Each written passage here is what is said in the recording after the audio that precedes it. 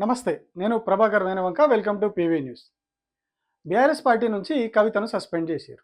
కవిత ఎవరో కాదు, కేసీఆర్ కూతురు. ఆమెనే పార్టీ నుండి సస్పెండ్ చేసిర్రు. దేనికి? పార్టీ వ్యతిరేక కార్యక్రమాలకు పాల్పడతా ఉన్నది, పార్టీ మీదనే విమర్శలు చేస్తూ ఉన్నదని చెప్పి ఆమెను బయటకు పంపించేసారు. దానికి మూల కారణం ఏమైందంటే హరీష్ రావు మీద ఆమె చేసినటువంటి కామెంట్స్. అట్లాగే కొద్ది రోజులుగా ఆమె చేస్తున్నటువంటి ఆ దయ్యాలు ఉన్నాయి కొన్ని కేసీఆర్ చుట్టూ అని చెప్పి ఇట్లా రకరకాలుగా ఒక 2-3 నెలల నుంచి ఆమె ఒక సినిమా అంతా నడిపిస్తూ ఉన్నారు. అది ఒక ముగింపుకు వచ్చింది. ఇవాళ ఆమెను పార్టీ నుంచి సస్పెండ్ చేశారు. మరి ఇలా ఏం జరుగుతుంది? అసలు బీఆర్ఎస్ పార్టీలో ఏం జరుగుతూ ఉన్నది? ఎందుకు కవిత మీద అంత కఠినమైన నిర్ణయం తీసుకున్నారు? ఆమె మీద ఎందుకంత అంటే మామూలుగా కేసీఆర్ ఫ్యామిలీ రిలేషన్స్ ఇట్లా బాగా చెప్తా ఉంటారు కేసీఆర్ గురించి. కానీ అట్లాంటి వ్యక్తి సొంత కూతుర్ని పార్టీలోంచి బయటికి పంపించేసారు. తండ్రి అంటే చాలా ప్రేమ ఉంటుంది వాళ్ళకని చెప్పి కేటీఆర్ గురించి, కవిత గురించి చెప్తారు. అట్లాంటి కవితనే సొంత పార్టీ మీద కామెంట్ చేస్తూ ఉన్నారు. ఆమెకంగా నేనేమంటారు, పార్టీ ఉంటే ఎంత, పోతే ఎంత, పోతే పోతుంది, ఎలక్షన్లలో ఓడిపోతుంది అని చెప్పి నిన్న మాట్లాడతారు. పార్టీ ఉంటే ఎంత, పోతే ఎంత అని మాట్లాడారు ఆమె. హరీష్ రావు గారు వెనుక, సంతోష్ రావు గారు వెనుక రేవంత్ రెడ్డి గారు ఉన్నారు. వాళ్ళని ఖచ్చితంగా కాపాడతారు అన్ని విషయాలను. వాళ్ళని ఏమనరు, వాళ్ళ గురించి ఏం మాట్లాడరు. బాణం ఎంతసేపు కేసీఆర్ గారి మీద ఉంటుంది. కేసీఆర్ గారిని మాట్లాడాలి, కేసీఆర్ గారిని బదనాం చేయాలి. కానీ దగ్గరుండి ఈ అవినీతి అనకొండలు బీఆర్ఎస్ పార్టీని ఏదైతే డిస్టర్బ్ చేసిండ్రో వాళ్ళని మాత్రం ఏమన్నారు. ఇక కేసీఆర్ గారి మీద సిబిఐ కేసు వేసేటటువంటి స్థాయికి వచ్చినాక ఏం పార్టీ ఉంటేంది, పోతేంది. బీఆర్ఎస్ పార్టీ నాయకులు నన్ను తిట్టుకున్నా సరే, లోకల్ బాడీ ఎన్నికలలో నాకు నష్టం జరుగుతుంది అనుకున్నా సరే, మా నాన్న మీద సిబిఐ ఎంక్వైరీ పడ్డాక ఏముంది, తొక్కల ఎలక్షన్ ఒకటి గెలుస్తారు, ఒకటి ఓడిపోతారు. అంటే ఎక్కడి దాకా వచ్చిన పరిణామాలు, అసలు ఏం జరుగుతూ ఉన్నది బీఆర్ఎస్ పార్టీలో? కవిత మీద అంత సీరియస్ యాక్షన్ తీసుకోవడానికి కారణాలు ఏంటి? చాలా రోజులుగా కవిత వ్యవహార శైలి పార్టీలో ఇట్లా గందరగోళంగా మారింది. అంటే పార్టీ మీదనే విమర్శలు చేయడం, పార్టీలో ఉన్న నాయకుల మీద చేయడం.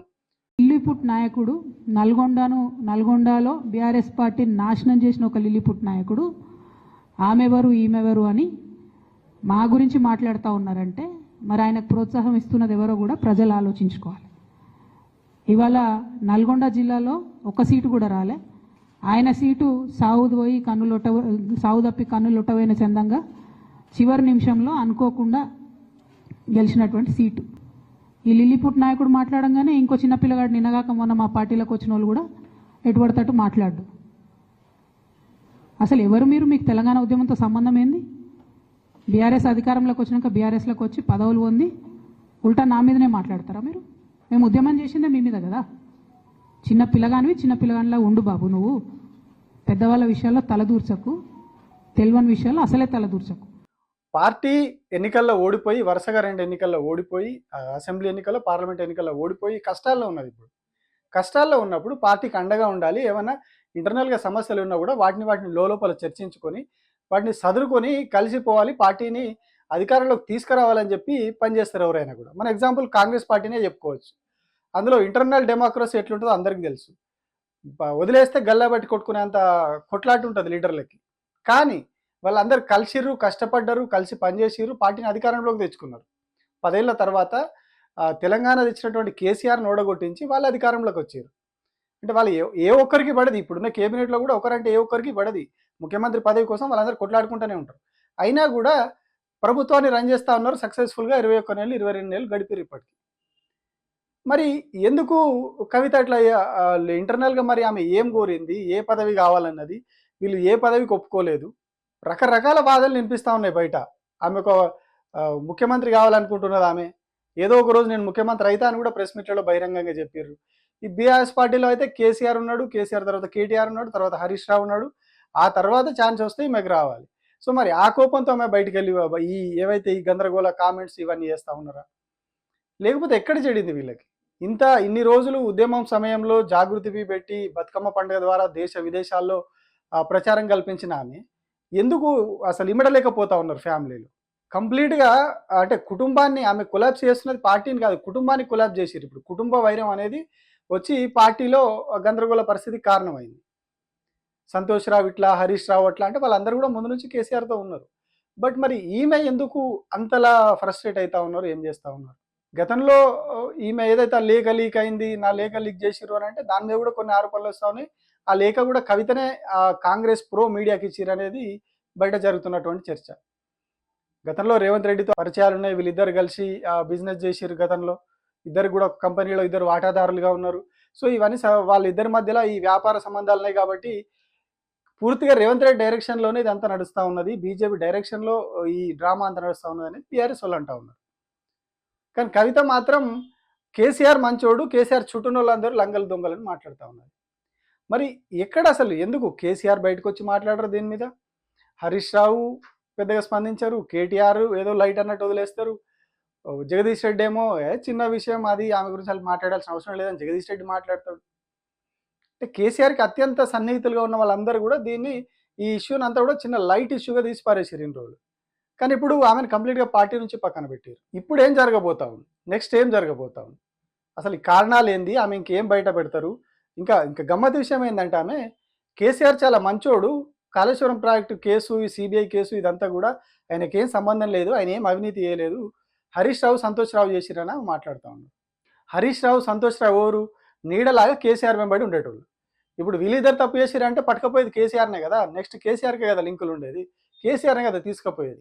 మరి ఆమె తండ్రి గురించి కూడా అట్లా ఎందుకు మాట్లాడుతూ ఉన్నారు? అంటే ఇంత కఠినమైన నిర్ణయాలు, ఇంత కఠినమైన పరిస్థితులు ఎందుకు వచ్చినాయి? మొత్తం అంటే ఏ ఒక్కటి కూడా క్లియర్గా దీని మీద ఇప్పటివరకు బయట క్లియర్ కట్ ఇందుకు జరుగుతూ ఉంది ఇది సంఘటన అని ఎక్కడ బయట లేదు. కేవలం రకరకాల ఊహాగానాలు, ఆర్థిక లావాదేవీలని కాంగ్రెస్ అంటది, కుటుంబంలో వాటాలు పంచుకునే దాంట్లో వాళ్ళకు కొట్లాట వచ్చిందని కాంగ్రెస్ అంటది, బీజేపీ అంటది, ఈ కాళేశ్వరం ప్రాజెక్టుకు సంబంధించి ఆ వాటాల్లో తేడాలు వచ్చినాయని చెప్పి అరవింద్ అంటాడు. రకరకాలుగా మాట్లాడుతూ ఉన్నారు తప్పితే పలానా ఇష్యూ మీద కుటుంబంలో గొడవ వచ్చింది, పలానా ఇష్యూ మీద కవిత దూరమైంది కేసీఆర్కి, కేటీఆర్కి దూరమైంది, హరీష్ రావు మీద సంతోష్ రావు మీద ఆరోపణలు చేస్తూ ఉన్నది అని ఇప్పటి వరకు ఒక క్లియర్ కట్ అనేది ఏది కూడా బయటకు రాలేదు. కానీ ఆమె సడన్గా జాగృతి అని పెట్టేసి ఆ సింగరేణిలో కార్యకలాపాలు మొదలు పెట్టడం, ఇక్కడ పార్టీని ఒకవైపు బీఆర్ఎస్లో ఉన్నా అనుకుంటూనే ఇంకోవైపు ఆమె సొంత కార్యకలాపాలు చేయడం, ఇదంతా కూడా బీఆర్ఎస్ క్యాడర్ని డిఫెన్స్లో పడేసింది. అటు కాంగ్రెస్ పార్టీకి బీజేపీకి అస్త్రాలు అవుతున్నాయి ఇవన్నీ. ఈమె బీఆర్ఎస్లో ఉన్నా అనుకుంటూనే వీళ్ళ మీద విమర్శలు చేస్తూ ఉంటే వాళ్ళకి అస్త్రాలు అవుతూ ఉన్నాయి. సో మరి ఎందుకు ఇట్లా ఈ డబుల్ గేమ్ ఇదంతా ఎందుకు నడిచింది ఇన్ని రోజులు? అసలు ఇంట్లో ఏం జరిగింది అనేది ఇప్పుడు బయటకు రావాలి. ఎందుకంటే లక్షలాది మంది బీఆర్ఎస్ పార్టీ క్యాడర్ ఉన్నారు, బీఆర్ఎస్ పార్టీ కార్యకర్తలు ఉన్నారు. తెలంగాణ తెచ్చిన పార్టీగా, ఉద్యమ పార్టీగా చాలామంది బీఆర్ఎస్ పార్టీకి అభిమానులు ఉన్నారు. ఇప్పుడు వాళ్ళందరూ సోషల్ మీడియాలో పోస్టులు పెడతా ఉన్నారు. పోస్టులు పెట్టడమే కాదు, కవితకి యాంటీగా కూడా పోస్టులు పెడతా ఉన్నారు. అసలు ఏం జరుగుతుంది, వాస్తవం ఏందో తెలియాలి, బయటకు రావాలి. లేకపోతే పార్టీ దెబ్బతింటుంది. తెలంగాణ ప్రయోజనాల కోసం ఏదైతే పార్టీ పెట్టారు, పార్టీ నడిపిస్తున్నామని చెప్పుకుంటున్నారో ఆ నినాదం దెబ్బతింటుంది. కేవలం ఆస్తుల కోసము, ఏది ఇన్ని రోజులు సంపాదించుకున్న సొమ్ములో వాటాల కోసము వీళ్ళు కొట్టుకుంటున్నారు ఇంట్లో అని చెప్పి బయట పార్టీలు ప్రచారం చేస్తూ ఉన్నాయి. సో ఇట్లాంటి టైంలో అసలు ఏం జరుగుతూ ఉన్నది లోపల అనేది వాళ్ళు క్లియర్ కట్గా బయటకు చెప్తే తప్ప బీఆర్ఎస్ పార్టీకి ఏమంటారు కాపాడుకోవడానికి ఉండదు. పార్టీని కాపాడుకోవడానికి అది తప్ప వేరే ఆప్షన్ లేదు. విషయం నిజాలు చెప్తే బయటికి పార్టీకి కొంచెం సేఫ్, లేకపోతే అన్ని పార్టీలన్నీ కూడా అట్లాగే విమర్శలు చేస్తే అది అట్లాగే ముద్రపడిపోతుంది. ఆల్రెడీ కవిత లిక్కర్ కేసు అనేది చాలా డ్యామేజ్ చేసింది బీఆర్ఎస్ పార్టీకి. ఆమెను ఈడీ అరెస్ట్ చేయడం ఇదంతా కూడా చాలా, అసెంబ్లీ ఎన్నికల ముందు నుంచి కూడా ఆరోపణలు రావడం, అసెంబ్లీ ఎన్నికల్లో వాళ్ళు పార్టీలన్నీ వాడుకునే దాన్ని, లోక్సభ ఎన్నికల్లో వాడుకున్నాయి, ఇదంతా కూడా చాలా డ్యామేజ్ అయింది బీఆర్ఎస్ పార్టీకి కవిత వల్ల. ఆ తర్వాత కూడా ఇప్పుడు చేసిన కార్యక్రమాలు కూడా అట్లే డ్యామేజ్ చేస్తూ ఉన్నాయి. సో అప్పుడు అంతా కలిసి ఉన్నారు, హరీష్ రావు జైలు దగ్గర వెళ్ళిండు, కేటీఆర్ వెళ్ళిండు, ఇవన్నీ కూడా ఉన్నాయి, అంతా అప్పుడు కలిసే ఉన్నారు. సడన్గా మరి ఈ మధ్య కాలంలో ఏం జరిగింది, వీళ్ళకి ఇంట్లో ఏం జరుగుతూ ఉంది, పార్టీలో ఏం జరుగుతూ ఉంది, రాబోయేది మాదే అధికారం, మేము మళ్ళీ అధికారంలోకి వస్తామని చెప్పుకుంటున్నటువంటి బీఆర్ఎస్ పార్టీ ఎందుకు ఇట్లా ఇంటి కొట్లాటలతోటి వీధి పాలైంది అంటారు కదా, అట్లా ఇంటి కొట్లాటలతోటి ఇప్పుడు వీళ్ళు వీధి పాలవుతూ ఉన్నది బీఆర్ఎస్ పార్టీ. వాళ్ళు వాస్తవాలు బయటికి చెప్తే తప్ప పార్టీ గౌరవం కాపాడడమో పార్టీని నిలబెట్టుకోవడం అవుతుంది తప్పితే ఇట్లాగే పోతే చిలువలు పలవలై మొత్తం కారు టైర్లను నూడిపోయి ఎక్కడికక్కడ కుప్పగూలే ప్రమాదం వస్తుంది. ఎందుకంటే తెలంగాణ పార్టీ అనే ఒక పేరు ఉన్నది, తెలంగాణ ఉద్యమ పార్టీ పేరు ఉన్నది. ఇవి కాపాడుకోవాలి అంటే నిజాలు ఏంటో బయటికి రావాలి. లేకపోతే ఇది ఇంకా చాలా దూరం వెళ్తే భవిష్యత్తు అంధకారం అయిపోతుంది బీఆర్ఎస్ పార్టీకి. Thank you.